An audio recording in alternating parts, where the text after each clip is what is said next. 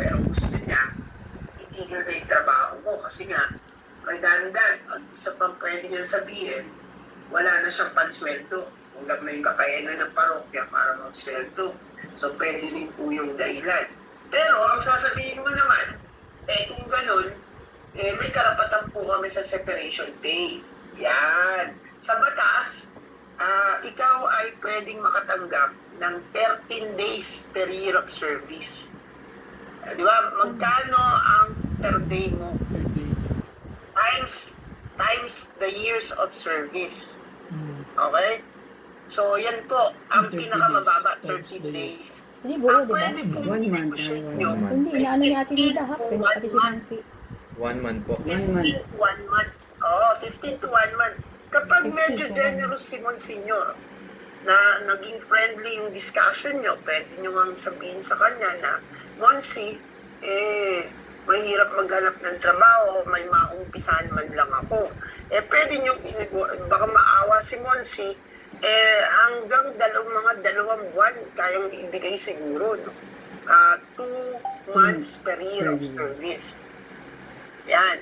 Pero ang nasa batas lang, 13 days. 30? 30? So, 30 days per year of service. 1-3. 13 1 days. 3. Ano? Oo, 1 3. 13 days per year of service. Yung sweldo mo ng kada araw, 13 days.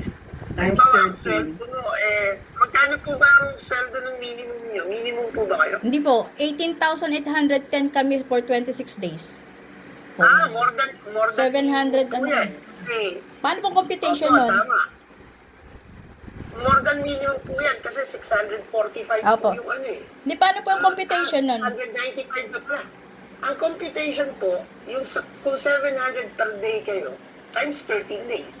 Times 13 days. Tapos, Times 700 6. times 13 days. Times Times the 6. number of years. Dali lang po Magkano yung Times the araw number na? of Kunyari, years. 8 7, ano tayo? hindi, 810 mo muna, tapos di ba? 700 times 13. 810 divided by 26. 810? Oo. Hindi. 810. 18,810 Yung eh. 700, 8,800. multiply 10. mo 10. sa 10. 13. Ay, Hindi, 18,810. Di ba divide. ito? Hindi. Dali lang po, sir, ha?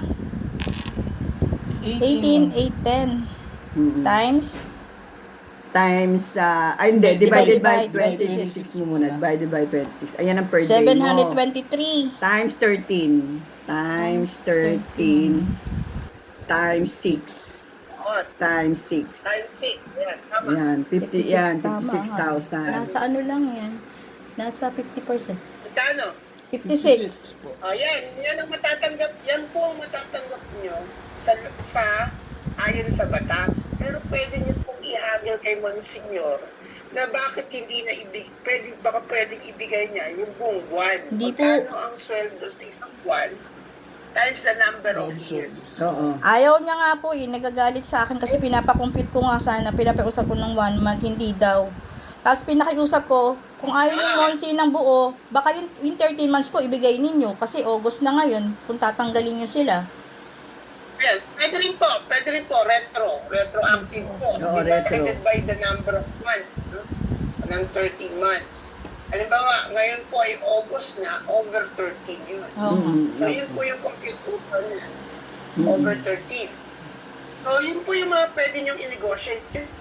Yun po ay 13 days per year of service. Tapos yung, kung nagbibigay siya ng 13 months, yun, isama rin po yun. So, yun po ang matatanggap nyo. So yan ang pinaka, tingin ko, win-win, no? Bawas away. Kasi po, ganito yan. Ako, sa akin, sa tansya ko, sa mga karanasan ko, pag po naging adversarial o parang problematiko yung relasyon, yung matatanggalin sa nagtatanggal, may posibilidad pa na wala kayong makuha at the end. Tapos ang huli nyo pong karapatan talaga ay magkaso. Pero sasabihin ko na po sa inyo, kung ikakaso nyo yan sa DOLE, meron po kayong laban dyan.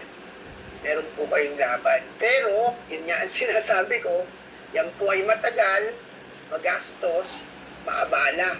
Pero Tapos, sir, for kung example, yung- tinanggap nila yung separation pay, tas 30 months, pero gusto pa rin nilang, pwede pa rin sila mag-file ng case or hindi na? Ay, hindi na po. Pag po kinuha niyo po yung pera, ay mayroon pong tinatawag na quick claims. Oo, May tama. people Wait, na po sila na nagsasabi, hindi na sila maghahabol sa dole. So, talaga pong amicable settlement yun. Ibig sabihin, Sundo. magandang kasunduan sa parehong partido. Yun pong makukuha ng mga manggagaw. Moderation pay, ang isip po nun, yun po ay pwede yung pang-umpisa sa paghahanap ng trabaho. Ang hirap kasi sir, magdi-December walang tatanggap ng empleyado, ang hirap maghanap. Tama po. Naku napahirap. Maraming gastos. Kaya nga tapos yun po yung pinapakiusap pa nga Pangalawa po yan, no? Ang una po nating, po ba kayo? Ano? Kayo? Opo. Ano po? Ayan. Kuya Arnel, Sir Ang una po Arnel. natin pag-usapan yung,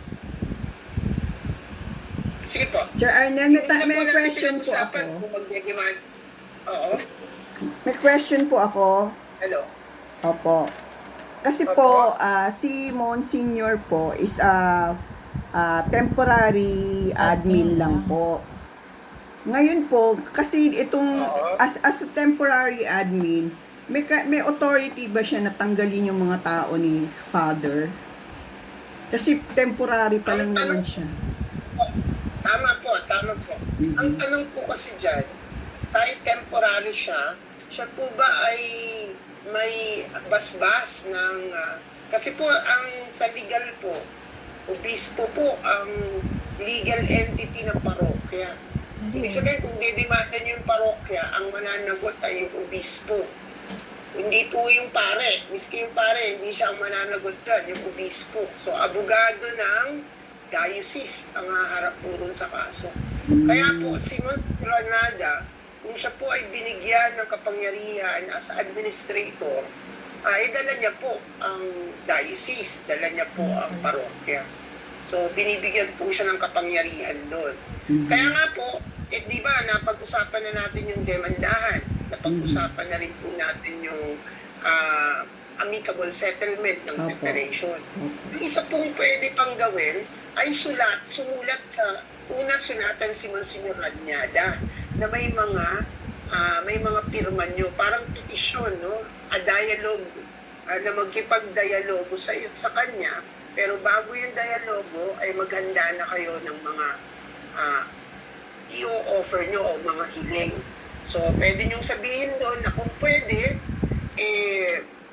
ipanatili kayo sa pagtatrabaho, ayon dun sa pamantayan niya, kung meron siyang hinahanap na requirements, di ba? Basta ang mahalaga, manatili kayo sa trabaho at hindi kayo matanggal. At pwede pa rin, kung talagang hindi niya na kayo papanatiliin, pwedeng pag-usapan niya yung separation. At sabihin, ikatlo, kung medyo matigas ang maging usapan, yung ikatlo, pwede mo kasing banggitin o hindi banggitin yun. Pwedeng dun sa dialogue na yun, banggitin na kami po ay dudulog sa labor. Kung hindi po natin ito maayos. Kasi sabi nyo nga, baka mag-alala si Ranyada, pakinggan kayo. Kasi totoo naman pwede nyung gawin yun. So susulat po yung mga concern na manggagawa, address diretso kay Monsignor Ranyada asking for a dialogue. Kung hindi po ito mag-anak, no? Kung hindi po pumayag si Monsignor Ranyada, you write again a letter addressed to the bishop. Actually sa Tuesday, imimit niya kami kasi doon niya sasabihin yung mga tatanggalin. Sino po ang imimit nyo? Kami lahat. Si Monsignor. Okay. Maganda yan. So, siya na po Kailangan ba, Arnel, ng another priest present? Or Hindi kailangan. Mukhang yan ay siya mismo ang nagpatawag. Doon po sa meeting na yun, pwedeng kailangan. Yan ang pagkakataon yun na kumuha ng mga dokumento, ng mga ebidensya. Sana may mag-record, may kumuha ng picture, no? dun sa pagkakataon niyo yan na magdagdag ng mga ebidensyang pwede niyong gamitin. So, pumunta po kayo ron, sana walang umabsent, punta po kayo ron, i-document niyo po kung meron pong nakasulat na paanyaya, i-document niyo po yan. Kung wala, tandaan yung date, tandaan yung time, tandaan kung sino ang makakausap, may magdokumento po. Ibig sabihin, sino ang present? Bukod kay sa parte ni Monsignor at sa parte ng mga workers. Sana po kumpleto yung mga workers. Samantalahin niyo po yun. Doon po, kailangan yung maging malinaw sa ano yung gusto nyo. Kasi sa kanya malinaw ang gusto niya. Ang gusto niya sa pakinig ko sa inyo ay tanggalin na kayo.